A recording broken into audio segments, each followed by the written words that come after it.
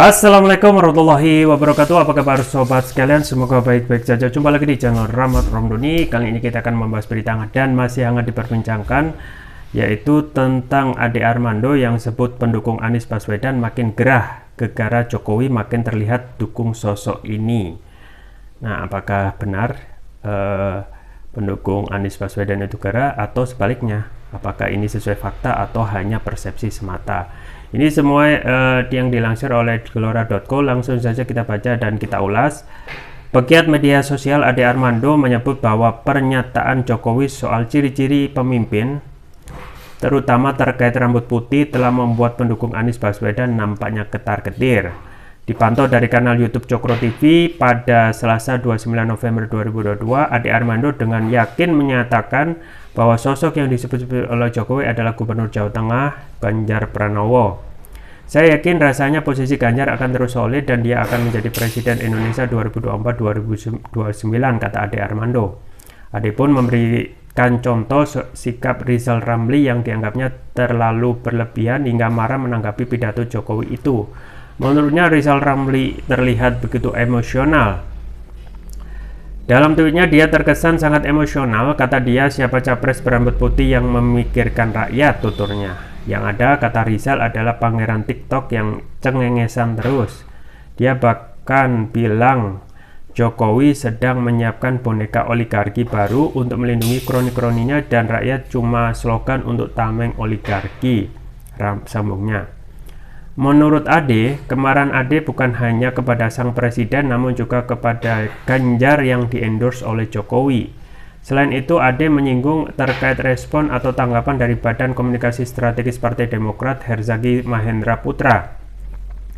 Ade menilai Herzaki terlalu serius menanggapi pidato Jokowi, padahal pernyataan itu disebut hanya candaan semata. Sejujurnya kalau dia sih lewat serius, siapapun tahu bahwa ucapan Jokowi itu bernada guyon.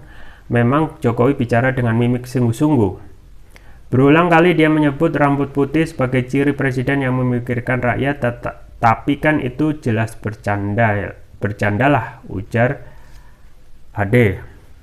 Lalu Ade menyampaikan bahwa Jokowi dalam pidatonya itu hanya memberikan penegasan bahwa sosok nomor satu di Indonesia disebut mendukung Ganjar. Jokowi hanya ingin melontarkan isyarat bahwa jangan lagi ada keraguan. Jokowi jelas ingin agar fansnya tahu dia mendukung Ganjar, imbuhnya.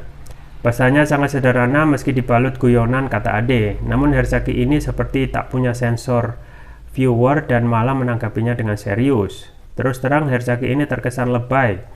Maksud saya ya jelaslah Jokowi tidak akan mendorong pendukungnya untuk memilih orang hanya karena rambut putih, ungkapnya. Ya, sobat sekalian, itu ya terkait dari pengamat yaitu Ade Armando yang juga dosen UI yang mengatakan pendukung Anies Baswedan makin gerah, gegara Jokowi makin terlihat untuk dukung sosok ini. Jadi memang ketika Pak Jokowi ada dalam acara relawan Jokowi, relawan Nusantara ya, di Gelora Bung Karno, kita ketahui yang disampaikan juga hal-hal yang sifatnya endorse kepada satu calon presiden. Nah, apakah ini diperbolehkan? Ya, mengingat tugas presiden adalah menjalankan amanah dari rakyat untuk mengurusi urusan rakyat, dan urusan rakyat itu masih banyak dan yang belum terselesaikan juga banyak. Tetapi kecenderungan Presiden Jokowi makin ke sini lebih kental ya untuk mengendorse atau mendukung salah satu capres yang akan nanti maju di 2024. Nah, ini persoalan. Nah, kita khawatirkan dengan sering melakukan endorse seperti ini, maka tugas utama dari Presiden Jokowi ini yang tidak akan terurus, malah lebih fokus untuk mengurusi siapa yang akan dijadikan preferensi oleh istana atau Presiden Jokowi ini. Nah, kita juga patut sayangkan ya dengan adanya relawan yang terus beraktivitas. Karena apa? Karena kita harus sesuai fakta. Relawan itu fungsinya ketika kontestasi itu masih berlangsung. entah itu menamakan relawan Jokowi ataupun Jokowi mania atau siapapun lah. Tetapi saat ini kita ketahui Presiden Jokowi sudah menjabat, sudah menjadi presiden dan sudah menjadi presiden 2 periode, dan ini akan mengakhiri masa jabatannya di kurang lebih 2 tahun untuk mengakhiri jabatannya. Akhirnya ya yang kita pertanyakan adanya apa urgentitas dan juga kebutuhan ya manfaat dengan adanya relawan, mengingat kontestasi sudah selesai dan juga kita melihat kedepannya apa yang akan dilakukan oleh relawan ini ya, relawan Jokowi ya, pada khususnya ketika Presiden Jokowi sudah menjabat dan bahkan sudah akan selesai. Nah, kita khawatirkan ini hanya sesaat semata, dan kemarin juga banyak sekali ya isu-isu yang beredar tentang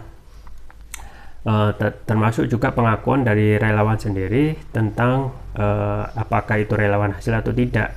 Bahkan ada juga yang mengatakan sempat ada yang diberi ya deploy money 100.000 ya dan lain sebagainya. Artinya dan juga ingat ya, ada juga emak-emak yang dalam tanda kutip kena prank, yang kalau kita melihat dari daerah itu berangkat dari subuh sampai dari Ba'da Isya kemudian sampai di sana subuh, yang diharapkan adalah dari panitia yang menjanjikan ketika berangkat ada acara istighosan kubro ya, ternyata tidak terjadi.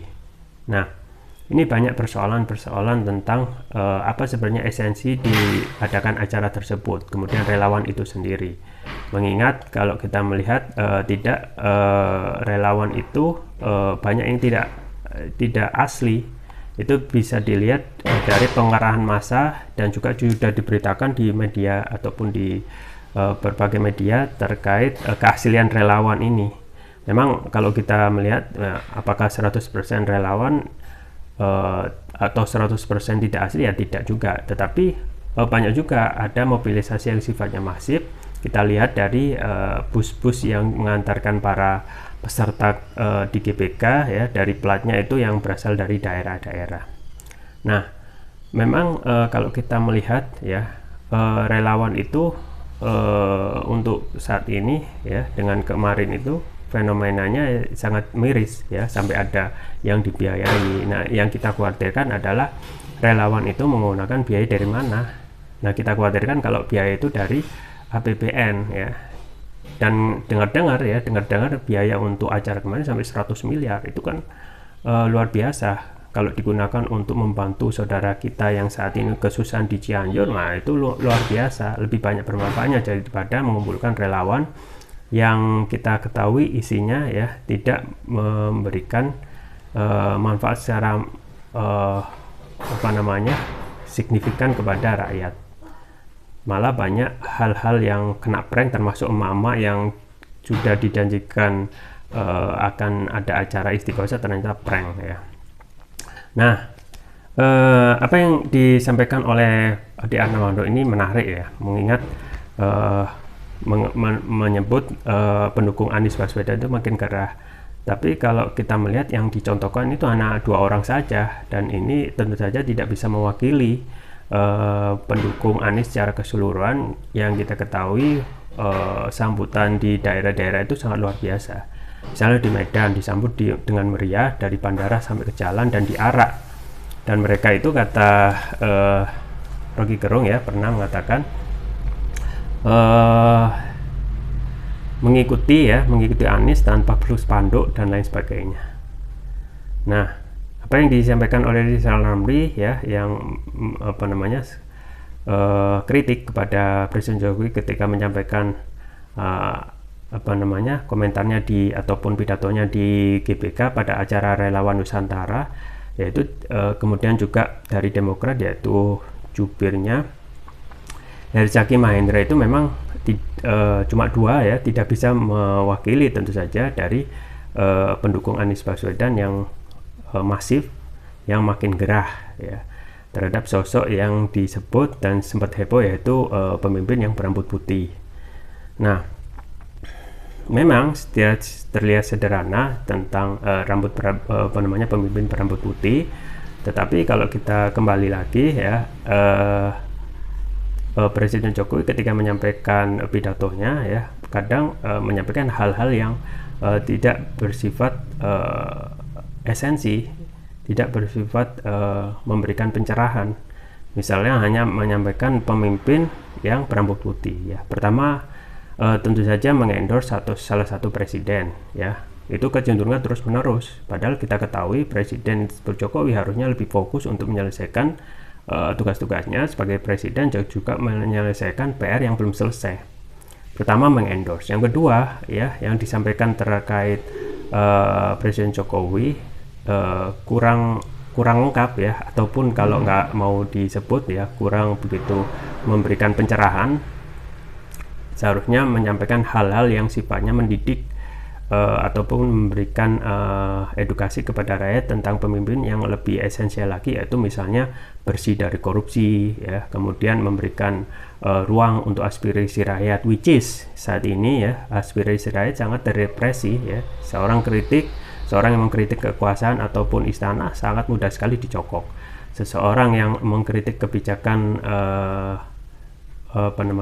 undang-undang ya, termasuk undang-undang Omnibus Law yang kemarin banyak aktivis itu mengkritik, direpresi, bahkan ditahan. Dan juga kriminalisasi terhadap ulama yang itu sangat kental sekali yang terjadi pada rezim ini ya. Misalnya untuk kepada Habib Rizik ya, yang kita ketahui apa yang dilakukan oleh Habib Rizik tidak ditemukan ya unsur kriminalisasi ya. Hanya mengatakan saya sehat, itu langsung dicokok dengan pasal berita bohong ya, padahal dalam undang-undang tidak ada kewajiban untuk memberikan keterangan kepada publik terkait kesehatan pribadi. Itu dicokok 4 tahun, kemudian di-courting 2 tahun, dan saat ini menjalankan masa pembebasan bersyarat. Dan memang sekarang ngeri-ngeri sedap ya, karena seseorang di saat ini ya sangat mudah sekali ya untuk dilakukan kriminalisasi ya, disangkakan, ditahan dulu, cari pasalnya nanti ya. Yang penting seseorang itu dihadang dulu ataupun ditahan dulu. Itu yang terakhir juga kita sayangkan kepada para ustadz yang lain, yaitu Farid Ahmad Ogbah ya, Hanung Ahlamad, dan Amazid An-Najah, yang juga dikriminalisasi dengan pasal yang terkait dengan terorisme. Padahal kalau kita melihat fakta yang terjadi untuk ketiga para ustadz itu ya, tidak ada indikasi yang mengarah kepada terorisme. Bahkan pengacara Farid Ogbah itu mengatakan, Pak, jangankan bom, silet aja tidak ditemukan ya pada sosok misalnya ketiga ustadz yang saat ini dikriminalisasikan dan dituntut 3 tahun. Banyak sekali ya kekurangan ataupun seseorang itu yang tidak sesuai dengan istana atau kekuasaan itu dikriminalisasi, termasuk juga Munarman ya, hanya menghadiri dan juga tidak menemukan unsur-unsur keterlibatan kepada terorisme atau bahkan ya melakukan tindakan yang sifatnya teror. Itu tuntutannya sangat luar biasa, mengalahkan orang yang melakukan korupsi. Jadi korupsi itu ya, kita harus pahami, ini sudah menjadi suatu hal yang akut di negeri ini. Orang sudah gampang sekali menganggap korupsi ya, kemudian ditahan oleh KPK dan memakai baju oranye seakan ketawa-ketawa, cengengesan, seakan memang tidak bisa memberikan efek jerah ya. Pertama, hukuman yang sangat ringan. Yang kedua, kita ketahui hukuman yang sebenarnya ketika seseorang itu sudah dihukum ingkrah ya, misalnya 4 tahun, itu bisa potong ya sana sini ya, setelah menghabiskan masa remisi, kemudian dipotong, akhirnya cuma 1 tahun saja menjalankan ya, padahal korupsi yang dilakukan ya sangat parah ya. Jadi ini yang seharusnya diangkat ke depan ya, bukan hanya masalah pemimpin rambut putih misalnya, hal-hal yang sangat urgent dan menjadi extraordinary crime di negeri ini, yaitu tentang korupsi yang menjadi common enemy. Nah makanya ya kemungkinan ya bukan pendukung Anies yang makin gerah ya, Saya kalau kita melihat komentar dari Rocky Gerung justru sebaliknya ya, dengan adanya komentar dari Rocky Gerung, dengan adanya penggalangan massa ya, penggalangan massa di GBK untuk relawan Jokowi ini kata Rocky Gerung ya, seakan istana itu lebih cemas lagi ya. Jadi ini sesuai fakta ya, sebuah fakta yang patut dipertanyakan, siapa yang lebih gerah, apakah pendukung Anies Baswedan atau pihak istana yang melihat Anies Baswedan yang dari hari ke hari ya sangat moncer ya dengan dukungan dan juga sambutan kepada dari umat ya. Itu saja yang bisa saya sampaikan, semoga bermanfaat. Jangan lupa like, share, dan subscribe. Sampai jumpa lagi. Wassalamualaikum warahmatullahi wabarakatuh.